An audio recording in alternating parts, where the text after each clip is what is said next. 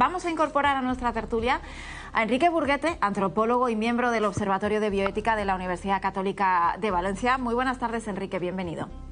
Hola, buenas tardes, muchas gracias. ¿Qué análisis hace un experto como este de los datos que acabamos de dar? La población crece, la natalidad en España sigue estando en cuestión, pero el dato ese de la cantidad de gente que va a vivir sola de aquí a 15 años nos ha llamado la atención. No sé qué lectura hace usted.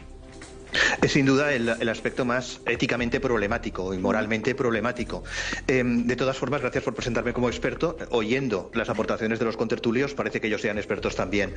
Yo creo que lo primero que se ha dicho, y además me parece muy oportuno, es que estamos hablando de tendencias. Y las tendencias son siempre corregibles. Es decir, si leyésemos lo que se decía que era una tendencia en el mercado laboral hace 25 años, seguramente no ha ocurrido.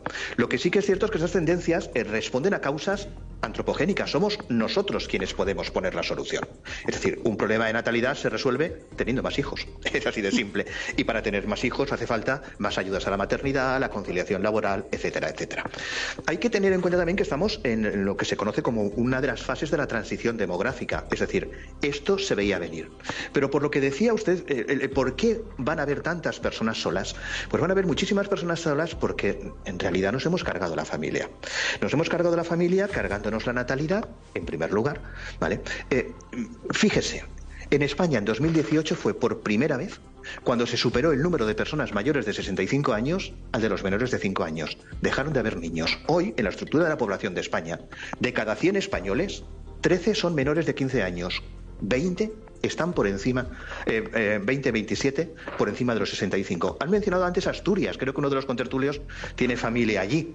El problema de Asturias es un problema gravísimo, es un problema terrible, les digo. Mire, por cada 100 menores en España, fíjense en esto, por cada 100 menores de 15 años, hay en España 133 mayores de 65. Pues no es una media, que engloba Valencia, Cataluña, Madrid. Pero es que en Asturias, por cada 100 menores de 15 años hay 240 mayores de 65. En Galicia, 213. En Castilla y León, 211. ¿Y por qué la media sale, y esto es a lo que quería llegar, hasta la 133? Porque aún quedan reductos, restos. En Ceuta, por ejemplo, por cada 100 menores hay solo 65 adultos. En Melilla 46, lo que significa que el tema de la maternidad no es solamente un tema económico, es también un tema de acervo cultural. ¿Vale? Y esto es importantísimo saberlo. Bien, respecto, por contestar, porque podría invadirles con datos y aburrirles, y no es mi intención. Respecto a lo que se refiere de los ancianos que vivirán solos, hay no solamente un drama de soledad, que lo hay. Tengan en cuenta que estas personas que van a vivir solas, lo ha dicho antes un contertulio muy bien, no es por libre elección. Son personas en las que concurren varias cosas. Primero, la comorbilidad. Tienen enfermedades crónicas. Vivimos más, pero no vivimos más sanos. Arrastramos problemas, no solamente psicológicos, mentales, Alzheimer, pérdida de capacidades, sino enfermedades crónicas que están ahí. Hemos perdido el rubro social. La mayoría de nosotros nos sentimos alguien en la relación social en el trabajo. La gente nos consulta, tenemos nuestro cierto estatus. Y de repente, de un día para otro, nos jubilamos. De repente nadie nos llama por una cuestión laboral. No nos tenemos que levantar para resolver el problema de nadie. Si además añadimos la desestructuración familiar, ¿en cuántas familias se están rompiendo? Y el papel de los abuelos desaparece, porque al final pues sus nietos están manteniendo relación con los nuevos padres de los nuevos padres y soledad, pérdida de valor social, enfermedad crónica, vejez. Y además vivimos en estas sociedades donde el mayor es un desecho. Lo vivimos durante la pandemia, yo creo que esto hasta lo hemos tratado poco, ¿de acuerdo? Cuando los respiradores eran para las personas que se consideraban esenciales y quienes construyeron el sistema de seguridad social con sus pensiones, trabajando con su cotización durante muchos años, fueron tratados como personal no esencial. Es un verdadero drama que deberíamos y que podemos corregir. ¿Qué tal? Buenas tardes. Me ha parecido muy interesante el análisis que usted ha hecho. Usted ha dicho que es un tema también de acervo cultural, ¿no? Y yo estaba reflexionando, porque claro, España en los últimos años era pro familia, ¿no? Y ahora no. Yo le quería preguntar dónde se ha producido esa ruptura. ¿Cómo hemos pasado en España de una tradición pro familia y culturalmente que tenían muchos hijos? Mis padres mismos, nosotros somos 10 hermanos, a unas familias donde solo tienen un hijo, dos como mucho, creo que está en 1,3 si no me equivoco, o ninguno. ¿Dónde se ha producido la rotura? Sí, no, la pregunta es interesantísima. Estamos ahora mismo en 1,2, lo cual, perdónenme, el índice de reemplazo generacional, saben ustedes que están en 2,1. Significa que un hombre con una mujer mantienen una relación y tienen hijos. Si tienen dos, cuando ellos dos se mueran, habrán dejado dos en el mundo. Pero si solo tienen uno, habrán dejado solamente uno, con lo cual reducimos la población a la mitad. Pues en este momento estamos en esa estadística en la que las familias estamos teniendo un solo hijo y estamos reduciendo, esto se llama un suicidio, literalmente, ¿vale? Es un invierno demográfico o un suicidio demográfico. ¿Dónde están las causas? Son tantas. Mire, yo le voy a exponer solamente 2 o 3 y lo más sintéticamente posible. Primero, no somos un país aislado del mundo, estamos en el mundo. Y el mundo, además de estar en las fases demográficas, es decir, pues en la antigüedad había mucha mortandad y mucha natalidad y se mantenía, pero luego con el progreso, pues la gente se muere más tarde y uno empieza a tener menos hijos porque quiere vivir mejor y no tiene tiempo, hasta que llega un punto en que ya no hay natalidad. Bien, causas fundamentales. Miren, en los años 70 del pasado siglo, Paul Ehrlich, la bomba demográfica, la liberación justa y necesaria de la mujer y su incorporación al mundo del trabajo, los métodos anticonceptivos, crean todo un perfil en el cual lo importante es la satisfacción individual antes que perdón que ponga aquí unas comillas, la contribución social con la paternidad al futuro, al sostenimiento del estado del bienestar, del plan de pensiones, etcétera, etcétera. Bien, aparte de esto es que hay líderes mediáticos. Nosotros nos hemos hartado de Ted Turner, director de la CNN, con 5 hijos, diciendo que habría que meter en la cárcel a quien tuviera más de uno. El Planned Parenthood, las conferencias mundiales de población, en las que se vinculaba población y desarrollo. Los países pobres tienen muchos hijos, la cantidad de hijos genera pobreza, los países ricos tienen un solo hijo, 2 hijos. Bien, así hay varios casos, pero sobre todo son los valores postindustriales, los valores de la sociedad del bienestar. Somos la sociedad del keep smiling, la sociedad del querer vivir con una sonrisa permanente, con una alegría permanente del viajar, del experimentar, del tener un estatus. Para tener ese estatus nos hace falta formarnos. La formación acaba cada vez más tarde. Se acaba la universidad a los 22 años, pero luego vienen los posgrados, luego vienen los doctorados, luego vienen los trabajos en práctica. Y la incorporación real al mercado de trabajo es tardísimo.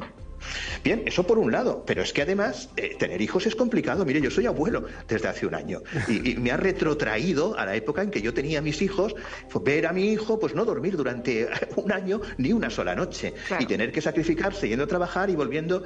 Las grandes metas, como formar una familia, conllevan grandes sacrificios, claro, y nosotros estamos siendo educados para no sufrir. ¿Vale? Enrique, eso también implica... Sí. Eso que está diciendo, ¿cree quizá que la palabra egoísmo podría ser una de las claves que haya desencadenado este invierno, este suicidio demográfico que usted estaba señalando? Cuanto menos egocentrismo, el estar centrados un poquito en nosotros mismos, nuestra proyección profesional, nuestro bienestar, el no querer sufrir. ¿Cómo me voy a comprometer si el compromiso implica sufrimiento? Claro. ¿Cómo tener un hijo si implica que todas esas cosas que me realizan, el conocer, el viajar, el prosperar, el medrar, se ven limitadas por la obligación y el compromiso de la maternidad? Esto influye, pero permítame añadir solamente un dato más.